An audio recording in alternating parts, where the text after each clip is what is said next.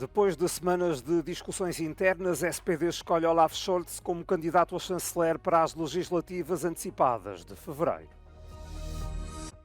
Ministros dos negócios estrangeiros do G7 reunidos em Itália tentam acelerar cessar-fogo entre Israel e o Hezbollah. Ataques aéreos russos fazem dezenas de feridos em várias regiões da Ucrânia.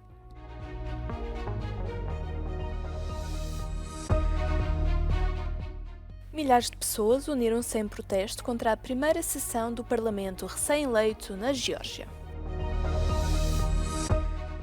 Marinha acompanha movimentações de navios de guerra russos na costa portuguesa com vigilância apertada.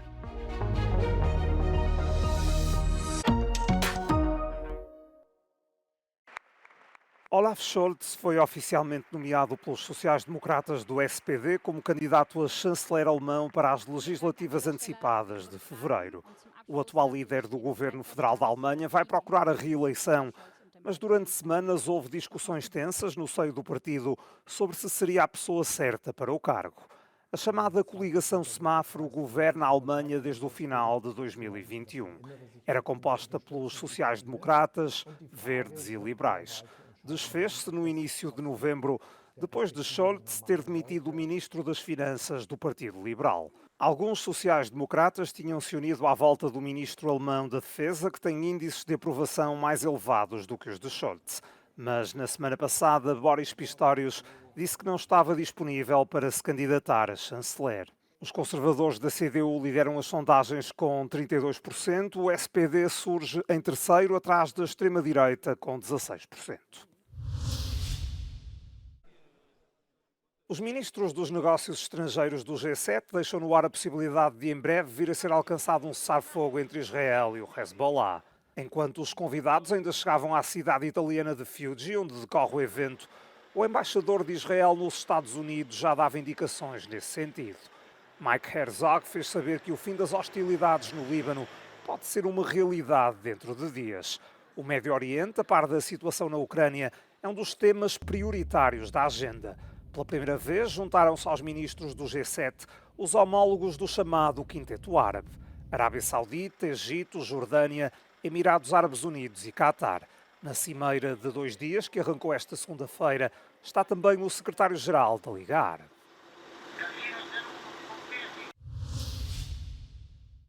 Josep Borrell viajou até Beirute para reafirmar o apoio da União Europeia às forças de manutenção de paz da ONU estacionadas no sul do Líbano. O responsável pela política externa do Bloco Europeu encontrou-se com o chefe da missão da UNIFIL e comandante daquela força, o tenente-general Haroldo Lázaro, durante a sua visita à capital libanesa, que aconteceu este domingo. O encontro realizou-se dias depois de 4 soldados italianos terem ficado feridos na sequência da explosão de 2 rockets numa base da UNIFIL em chama, aparentemente disparados pelo Hezbollah. Borrell condenou os ataques contra o pessoal da UNIFIL, considerando-os completamente inaceitáveis, dizendo ainda que as forças de manutenção da paz desempenham um papel fundamental num ambiente cada vez mais difícil.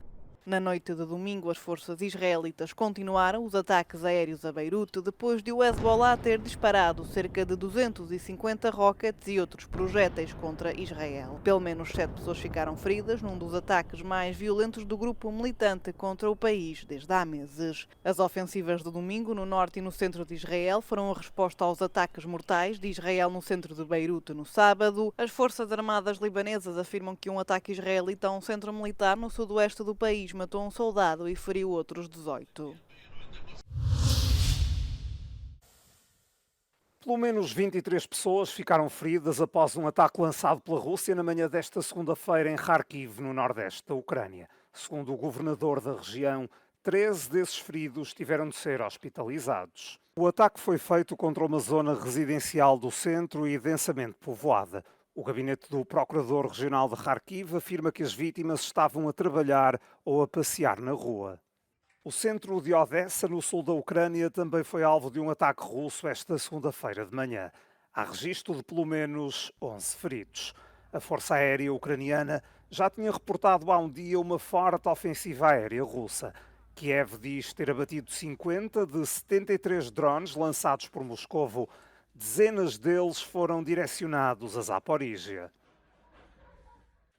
Entretanto, o governador de Kursk adiantou que as defesas aéreas de Moscovo destruíram 7 mísseis ucranianos disparados durante a noite sobre a região russa. As forças do Kremlin afirmam ter capturado nesta zona um mercenário britânico que combatia ao lado do exército ucraniano.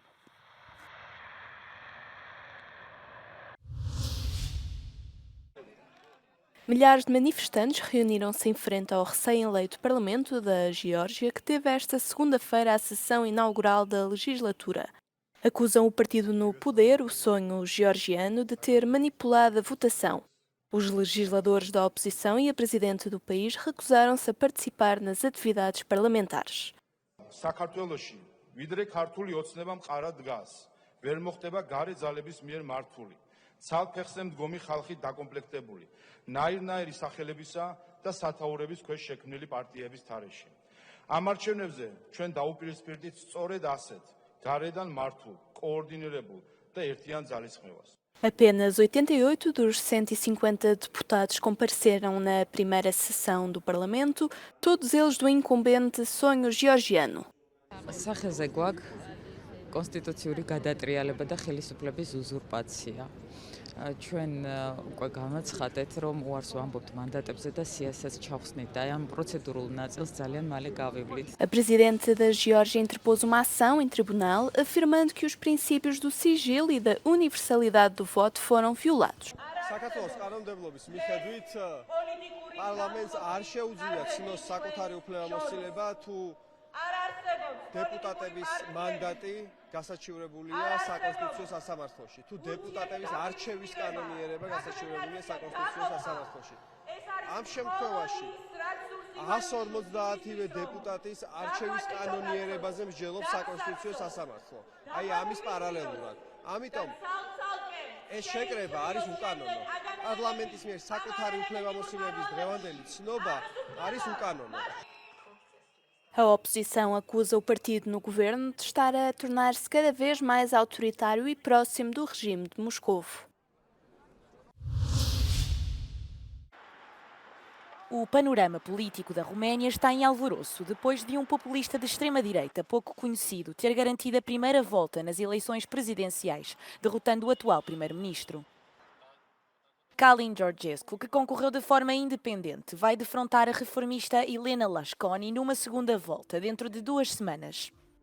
A maioria das sondagens locais previa que o candidato iria ganhar com menos de 10% dos votos.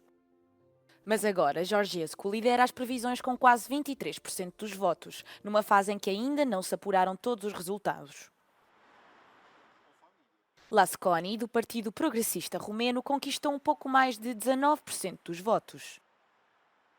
Derrotou o atual primeiro-ministro, que se demitiu do cargo de líder do Partido do Poder, o PSD, após os resultados da primeira volta. A segunda ronda das eleições está marcada para dia 8 de dezembro. Uma pessoa morreu e 3 outras ficaram feridas após um avião de carga se ter despenhado contra uma casa na manhã desta segunda-feira, quando fazia a aproximação final para aterrar perto de Vilnius. De acordo com a autoridade aeroportuária lituana, o avião de carga da DHL, proveniente da cidade alemã de Leipzig, bateu numa casa de 2 andares perto do aeroporto internacional da capital do país. Segundo as autoridades locais, as vítimas seguiam a bordo da aeronave e foram levadas para o hospital após o acidente. A polícia informou ainda que 12 pessoas foram retiradas em segurança da casa atingida. Segundo dados da aplicação Flight Radar, o avião despenhou-se 1h30 após descolar. Fontes oficiais afirmam que foi iniciada uma investigação para determinar a causa do incidente. A Marinha tem registrado um trânsito cada vez mais intenso de navios russos na costa de Portugal. Num período muito curto, passaram em águas portuguesas 3 navios de guerra, 2 navios reabastecedores de combustível, 3 navios de pesquisa científica e ainda um navio espião. O acompanhamento, quer de exercícios da NATO, quer dos próprios exercícios no âmbito dos países mais ou menos associados à Rússia, quer dos próprios exercícios da Rússia, implica que haja movimentações, e aqui nós estamos no Atlântico, e do Atlântico vão para o Báltico, e do Báltico também podem ir depois para o Ártico, ou diretamente daqui. Portanto, essa movimentação é normal. Para o Major-General João Vieira Borges, estas movimentações não são uma demonstração de poder da Rússia, mas decorrem do contexto atual de guerra na Ucrânia. Além da intenção de deslocação para outros mares, a presença de navios espiões também indicia a obtenção de comunicações.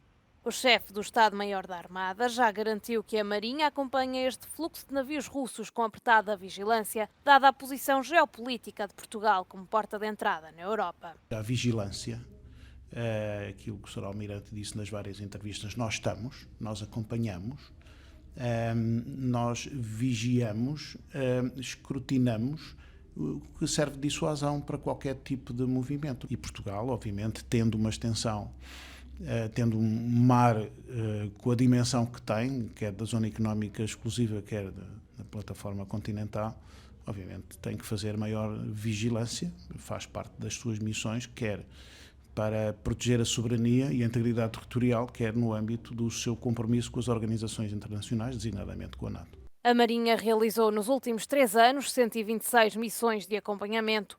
Em 2022, ano em que a Federação Russa invadiu a Ucrânia, verificaram-se 14 operações desse género. No ano seguinte, esse número triplicou para 46.